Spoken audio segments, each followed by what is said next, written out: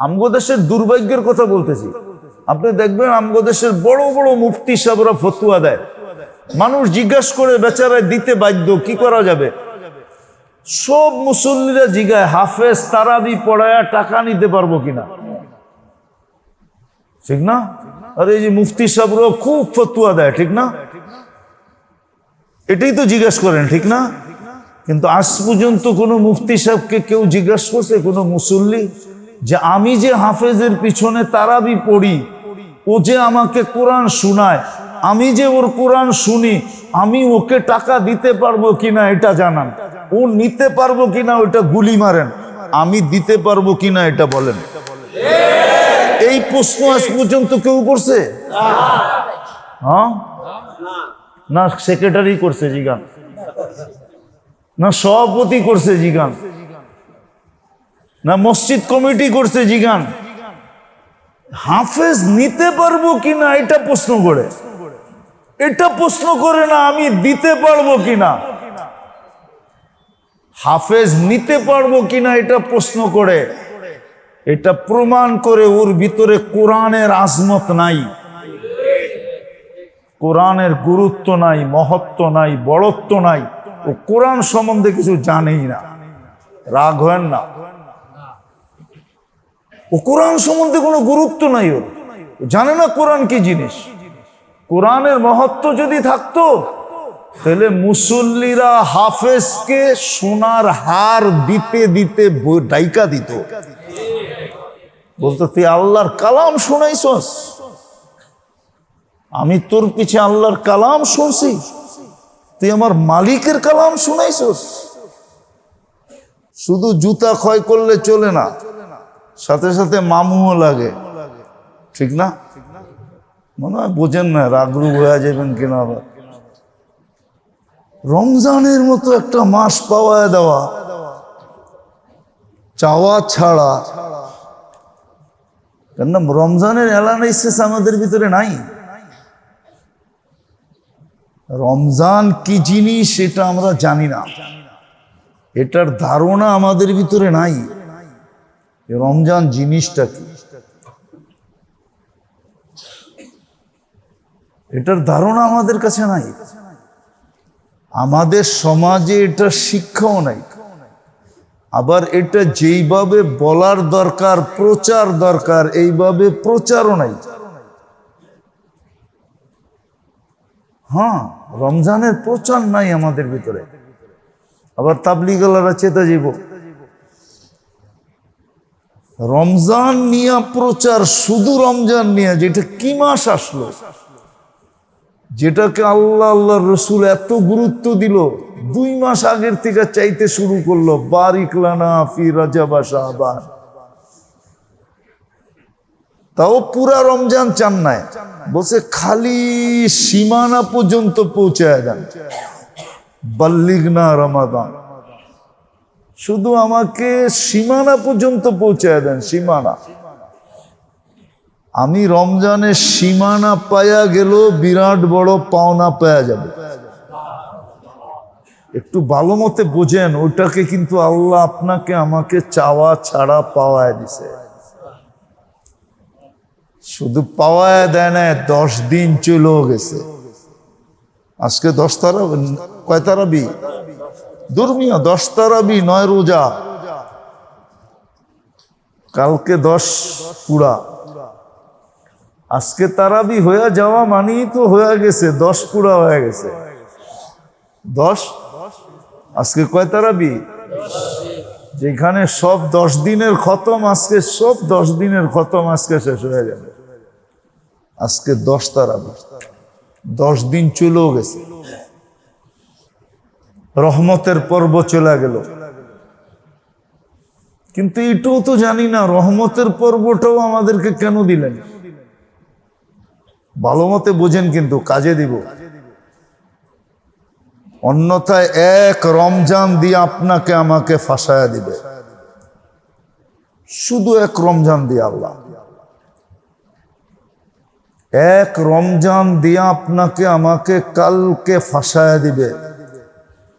বলবে তুই কত বৎসর দুনিয়াতে ছিলি এটা আমার বিষয় না, কত কোটি বৎসর ছিলি এটাও বিষয় না, বল এক রমজান মিলায়া দে আমাকে, এক রমজান তুই কিভাবে কাটাইছিস। এক রমজানের ভিতরে কোটি বৎসরে কি আছে এর চেয়েও বেশি লুকানো আছে। বিশ্বাস হয় না আপনার? হ্যাঁ না, মনে হয় বিশ্বাস হয় না। বিশ্বাস হয়? না, হয় না। এটা মুখে বলতেছি, যদি বিশ্বাস হইতো তাহলে ঢাকা শহরের রাস্তাগুলাতে আজানের 5 মিনিট আগে খিলানেওয়ালা বোঝেন তো? আর ঢাকায় শব্দ বোঝেন না? খিলানেওয়ালা লোকের সংখ্যা এত হইতো যে খানেওয়ালাকে নিয়ে কারাকারি হইতো।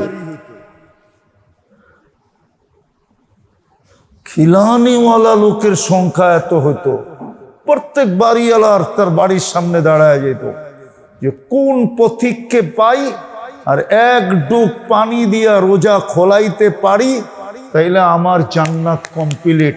কেননা মুহাম্মদুর রাসূলুল্লাহ বলছে ফাত্তারা সাইমান ফালাহু ইতকু রাকাবাতিন, জাহান্নাম থেকে মুক্তি, জান্নাত অবধারিত। যদি বিশ্বাসই করতাম তাহলে তো আমাকে রোডে পাওয়া যেত, আমাকে ঘরে ইফতারির প্লেটে পাওয়া যেত না। ঘরওয়ালাকে বলতো তোমরা কইরা নাও, আমি জান্নাতের ব্যবস্থা করে আসতেছি,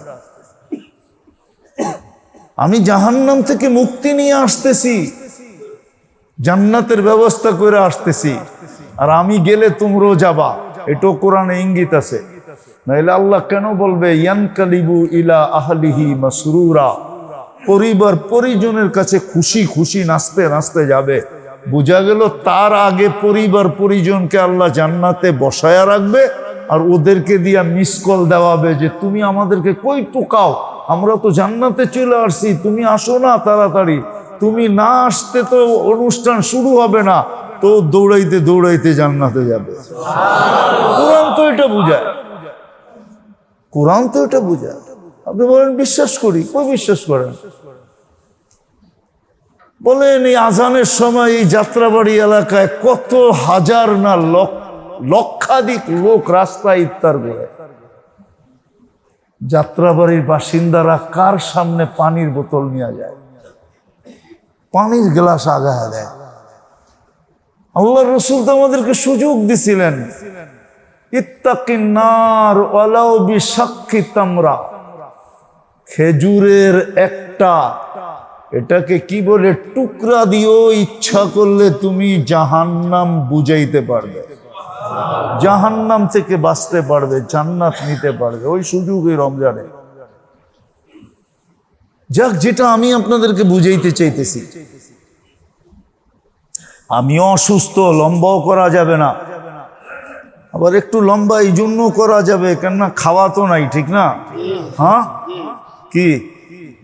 কিন্তু সমাজের দিকে দেখলে তো মনে হয় না খাওয়া নাই, সমাজের দিকে দেখলে মনে হয় সবাই সারাদিন খায়, ঠিক না? কি 50% লোকও তো রোজা রাখে না, ঠিক না? রাখে? সিগন্যাল কিন্তু দিতেছে ঈদ খুশি ছাড়াও হইতে পারে। আমি বদদুয়া দিতেছি না।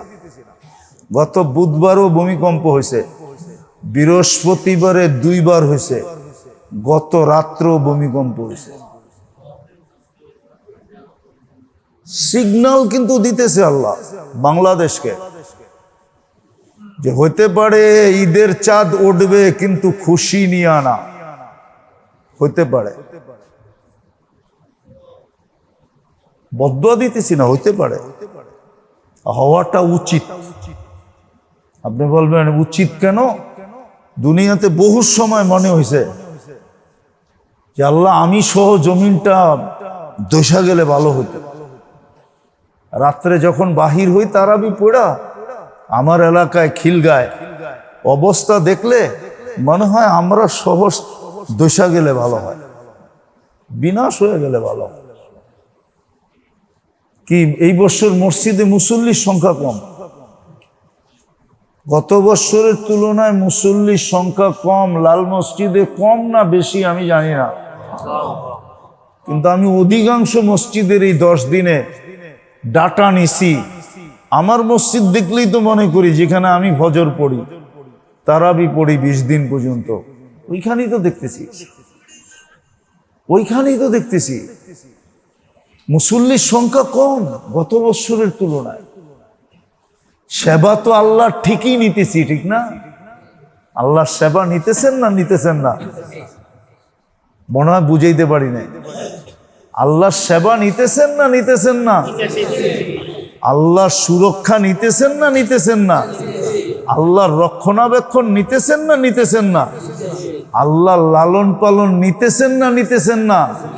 আল্লাহর নেয়ামত 24 ঘন্টা ভোগ করতেছেন না?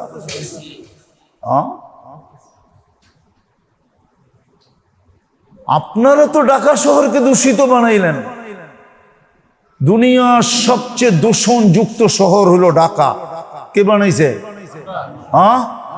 কিন্তু আল্লাহ তো অক্সিজেনকে এখনো পিওর রাখছে, অক্সিজেনের দূষণ ঢুকতে দেয় না। কোনদিন ভাবছেন? ঢাকাকে তো আপনারা দূষণযুক্ত বানাইলেন, আমরা দূষণযুক্ত বানাইলাম। যুগ থেকে যুগ দৈরা শুনতেছি ঢাকা বসবাসের যোগ্য না। ওই দূষণ তো আল্লাহ ওয়েদারে লাগতে দিছে, কিন্তু অক্সিজেনে লাগতে দেয় নাই।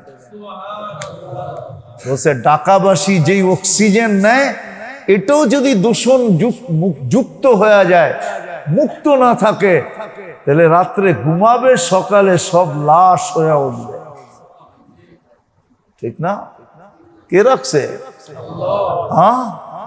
কোন টেকনোলজি দিয়া? আরে বলেন না, কোন টেকনোলজি দিয়া?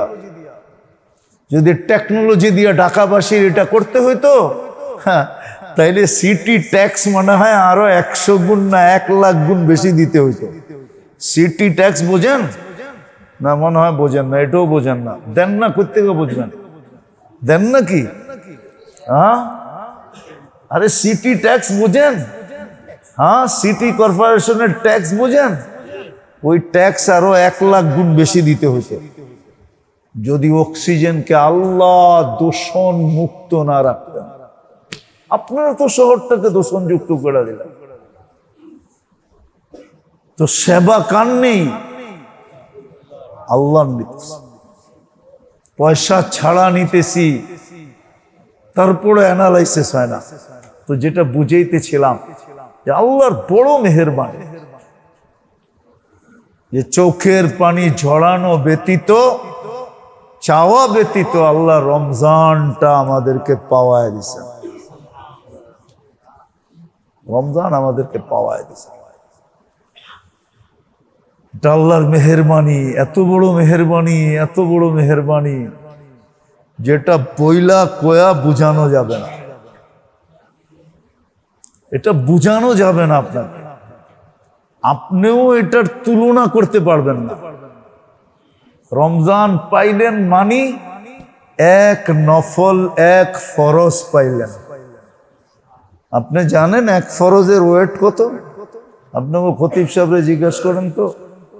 সৃষ্টি যেদিন থেকে তৈরি হয়েছে আর যেদিন সৃষ্টি সমস্ত ধ্বংস হয়ে যাবে, সমগ্র সৃষ্টির ভিতরে নবী রসুলদের নফলও যদি এক পাল্লায় দেওয়া হয় আর এক ফরজ আরেক পাল্লায় দেওয়া হয়, তাহলে ফরজের পাল্লা ওজনওয়ালা হবে।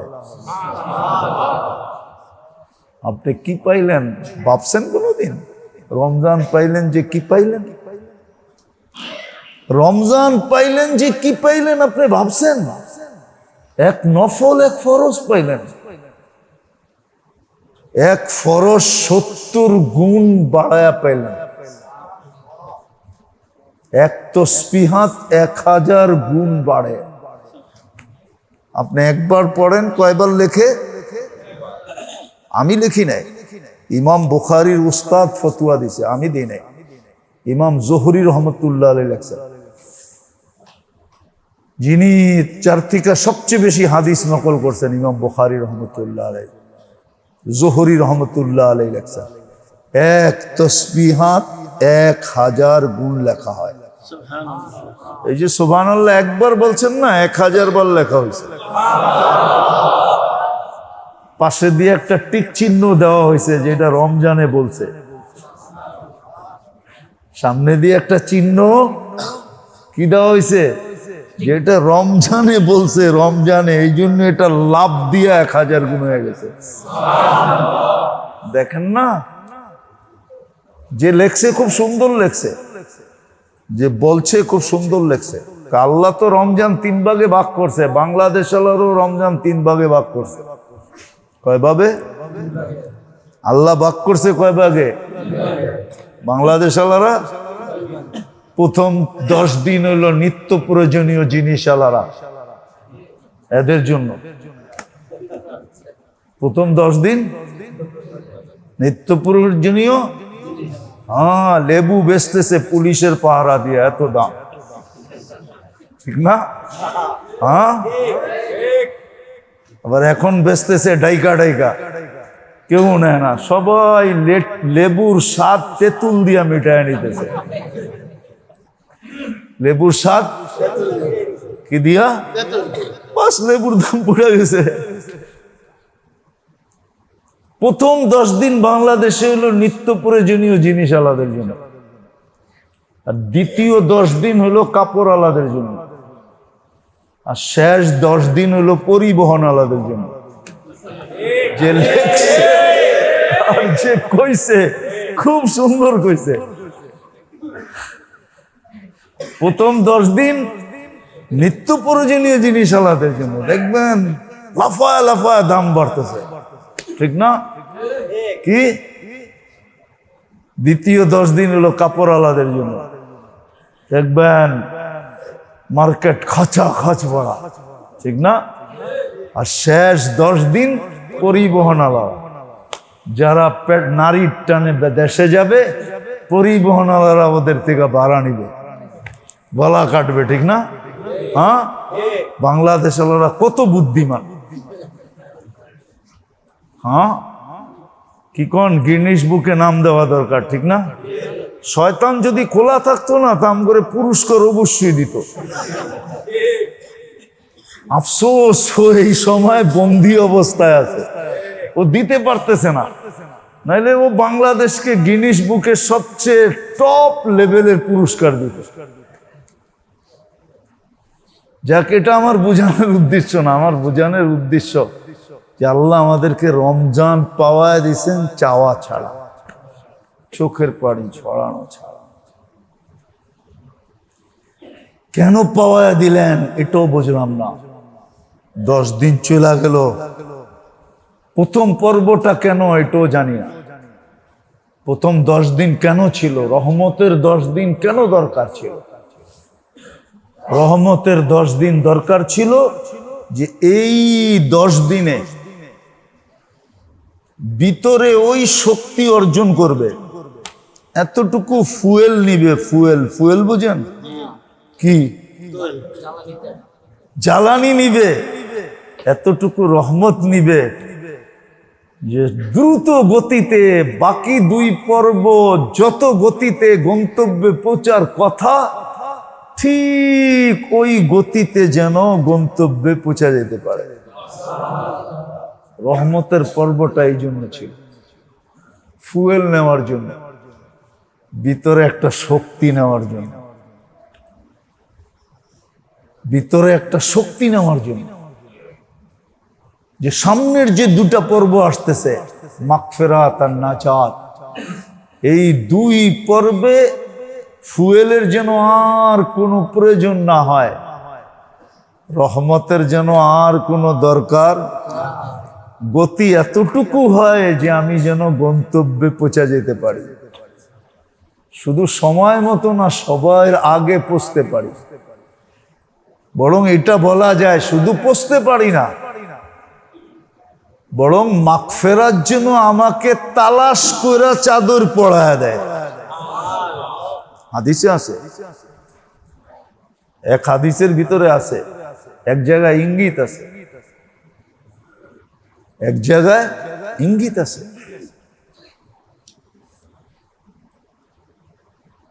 ওয়াল্লাইতু ইলাইকা গুফরানি, ওয়াল্লাইতু ইলাইকা গুফরানি, এটুকু হলো হাদিসের শব্দ। আল্লাহ বলে মাগফিরাত তোকে তালাশ করে বের করবে। ওয়াল্লাইতু ইলাইকা গুফরানি, আমি মাগফিরাতকে তোর কাছে পাঠায় দেব। তোর মাগফিরাত তালাশ করে নিতে হবে না, আমি মাগফিরাতকে তোমার কাছে পাঠায় দেব। এই 10 দিনে উচিত ছিল 3 লাইনে মেহনত করার দ্বারা, 3 লাইনে, কয় লাইনে? 3 লাইনে মেহনত করার দ্বারা ওই ফুয়েল অর্জন করা দরকার ছিল, ওই রহমত অর্জন করা দরকার ছিল, ওই ভিতরের যোগ্যতা অর্জন করা দরকার ছিল, নারী পুরুষ যেন ওই কথা সত্য হয় যে মাগফিরাতের পর্ব আসতে দেরি, মাগফিরাত তোমাকে খুঁজা বাইর করতে দেরি না করে। আবার নাজাতের পর্ব আসতে দেরি, নাজাতের পর্ব আসতে দেরি, নাজাত যেন তোমাকে খুঁজে বাহির করে। এই হাদিসে এটারও ইঙ্গিত আছে, কুলতু লাকা লা তাহজান গাফারতু লাকা যুনুবা ওয়াল আওসার, চিন্তা করিস না, তোরটা আগেই মাফ করে দিছি। তোরটা আগেই, প্রথম সিরিয়ালেই, সবার আগেই প্রথম সিরিয়ালেই মাফ। লা তাহজান, আমি পুরো হাদিস দিতেছি না, হাদিসের শব্দ দিতেছি। লা তাহজান গাফারতু লাকা যুনুবা ওয়াল আওসার। কিন্তু বলেন কতটুকু 10 দিনে মেহনত করলাম? সারাদিন তো 1 লাইনে যুদ্ধ করা দরকার ছিল। কিতাবে যুদ্ধ শব্দ লেখছে, মুজাহেদা লেখছে, জাহাদা লেখছে কিতাবে। জাহাদা শব্দটা না থাকলে আমি বলতাম না, যুদ্ধ শব্দ বলতাম না। কিতাব তো বলে তোমার সারাদিন যুদ্ধ করা দরকার ছিল। রোজা, রোজা রাইখা, রোজা অবস্থায় যা বর্জনীয় ছিল সমস্ত কিছু বর্জন করার মাধ্যমে সারা দিন এই যুদ্ধে লেগে থাকা উচিত ছিল। রোজায় বর্জনীয় আছে, করণীয় আছে, বর্জনীয় আছে। উচিত তো ছিল 1 মাস মুখে তালা লাগায় দেওয়া, উচিত তো ছিল 1 মাস কমসে কম এই হাদিসকে সত্য করা। ফালিয়াকুল খায়রান ইল্লা লিয়াসমুত, বললে যেন ভালো বলে। ভালো কি বলছে? জিক্রুল্লাহ, এর চেয়ে ভালো কিছু নাই। সারাদিন কিছু বললে আল্লাহর জিকিরই বলে। 3 জিনিস বলে, 3 জিনিসই ভালো, আমরু বিল মারুফ, নাহি আনিল মুনকার ওয়া যিকরুল্লাহ। 3টা যেন করে, আর বাইরে যেন কিছু না করে। সারাদিন যেন তালা লাগায় রাখে। আর 3টা যদি না করতে পারে তাহলে একবারে তালা, ফালিয়াসমুত, সারাদিন চুপচাপ কাটায় দেয়। আর দ্বিতীয় যুদ্ধ সেহরির পর থেকে, ইফতারের পর থেকে শুরু হয়। সারা রাত্র যেন বন্দেগী লাইনে যুদ্ধ চলে। তারাবি, আমাগো দেশে তো প্রশ্ন হয় তারাবি 8 পড়বো না 20 পড়বো, ঠিক না? এটাই তো প্রশ্ন, ঠিক না? এটা নিয়ে তো আমাকে মাথা ব্যথা, ঠিক না? অথচ জানেই না। মদিনা আলারা 36 রাকাত পড়তো ওই সাহাবাদের জমানায়। রাকাত কেন জানেন? কেননা মক্কা আলাদের নিয়ম ছিল 2 রাকাতের পরে 1 তোয়াফ করবে। কত? 2 রাকাতের পরে আবার 2 রাকাত, আবার 1 তোয়াফ, আবার। তো মদিনা আলারা বলছে ওরা তো তোয়াফ করে আগে বাড়তেছে, আমরা কেমনে আগে বাড়বো? তোরা রাকাত বাড়ায় দিছে, 12 রাকাত বাড়ায় দাও। কয় রাকাত? 12 রাকাত বাড়ায় দাও। তোরা 36 রাকাত পড়তো।